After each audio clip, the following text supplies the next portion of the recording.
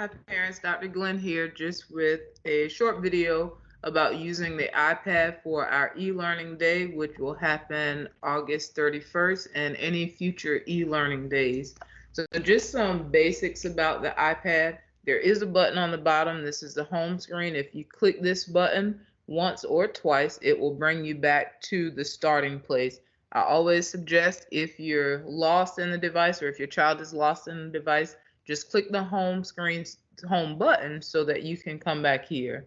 Um, whenever you log into the device, always look in that top corner. I'll try to take a picture and insert in the video, but always look for the Wi-Fi signal because in order for the iPad to work, and specifically for the programs that your child will need for their schoolwork for e-learning, the device must be connected to Wi-Fi. If it is not connected to Wi-Fi, you want to go to the settings app. I'll try to insert some screenshots from the settings app. You want to look on the left side and you want to click where it says Wi-Fi. Of course, you'll choose whatever your Wi-Fi is at home. Once you click on that, you'll be asked to enter the password. Once you do that, you'll be connected and ready to go. But you'll know you're connected to the internet if you look in the top right corner of your device, next to the battery indicator where it tells you how much battery life you have. You want to see those three little lines, that Wi-Fi sign. If you see it, then you're connected to the internet and you're good to go. If you don't see it, then again, you want to go into settings and connect to the Wi-Fi. The other thing, if your child says they are having trouble with the volume is on the opposite side of the device than the handle. So locate the handle, look on the opposite side, you have your volume up, volume down. And then on the top of the device on that same side, right side, is where you have your power button. And then if you come over to the left side, top of the device, this is where headphones will be plugged in. As students are plugging in for our little ones, parents, we do ask that an adult or an older sibling helps with plugging it in and taking it out, because if the headphone piece breaks off in the device, then the sound will be blocked and the students won't be able to hear anything, whether they're using headphones and potentially even if headphones aren't connected. So do be careful when plugging the headphones in and out of the device. So that's some basic navigation. Some other things to know about the programs that your child will use. Microsoft Teams is where they will meet with their teacher for any live instruction. And in order to get to Microsoft Teams, what you want to do on your app is just swipe over until you see that icon. Once you see the Microsoft Teams icon, again, I'll try to put in a screenshot.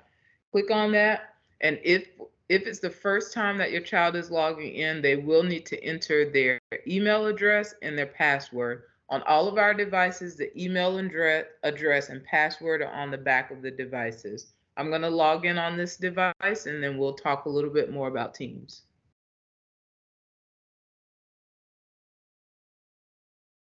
So after you are all logged into Teams, there are really two places that you'll want to be familiar with in Microsoft Teams.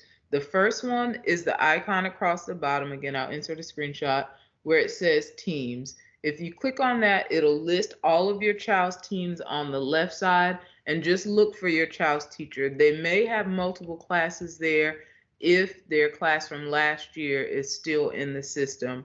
If the teachers cleared it out from last year, then they won't see it there. But look for your child's current teacher on the left side of the screen.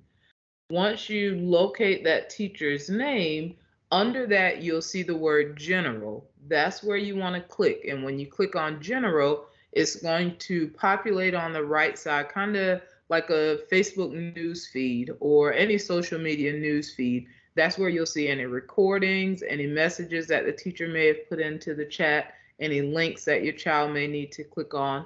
And so that's an easy way to get access to everything that's happening in the class. Again, on the bottom, you'll click Teams. Then on the left side, you'll click your child's teacher's name, and you may have to click it twice. And under your child's teacher's name or the class name for this year, you want to click the word General. And then on the right side, you'll get that feed populated. The other section in Teams that you will want to be familiar with is the calendar. That's also located on the bottom. And if you click calendar, on the left side of your screen, you'll see any of the meetings that have been scheduled for your child. Again, look for your child's teachers' names. Most classes are labeled based on the teacher's name and the year. So look for their name and you can click on any meeting. And then on the right side, you'll see the word join. And so when it's class time, for example, on August 31st at 8 a.m., your child should be logging in. So they'll make sure they're on the right day, click on their teacher's name, and then on the right side, click join. The other app that your child will need to use for e-learning day based on their teacher's assignment is Seesaw. In order to get to Seesaw, you want to, let's say I'll click this home button, take me back home, and then I'm going to look for the Clever app. Clever app, it's a blue square with a white C in it. If you don't see the app on the home screen, another thing to look for any folders that may have been created. And once you open that folder again, you're looking for Clever app, blue square with a white C. Click on the Clever app and you're going to come to a screen. You're going to come to a screen that's going to ask your child to scan their badge. That's their Clever badge. For many of the classes, as you'll notice, the teachers have attached the badge to the device. So just look on the back, have the badge, hold it in front of the camera, and you're going to listen for that sound and look for the green check mark. Once you see that, it's going to log them into Clever. Here are all of the apps, or many of the apps, that your child uses at school and may need for the e-learning day. But for their assignments, again, according to the teacher, they will likely need the Seesaw app. So just scroll down through the list of apps, click on Seesaw, and there shouldn't be any other login. Clever is our single sign-on application, and so once they're logged into Clever, once your child is logged into Clever, any app that they click on should open immediately for them. From here, if you look in the top left corner, you should see your child's name. If you click on that, you'll see a list of all of the classes in which they are enrolled. I suggest start with homeroom, click on that, see if anything's there, and then you could also look at the various subjects. Another way to see any assignments that the teacher may have posted, back on this home screen, if you look in the right corner of the screen, you'll see a little icon of a calendar. If you click that, a calendar will show up with any assignments that have been, anything that has been assigned.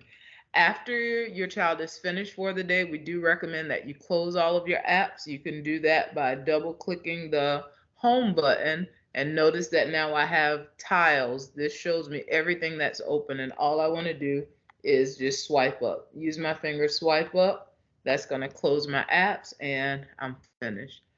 Hopefully that was helpful for you. If you have any specific questions, you can drop those in the comments, or I do suggest that you Class Dojo your child's teacher during work hours, and they can assist with any questions that you may have.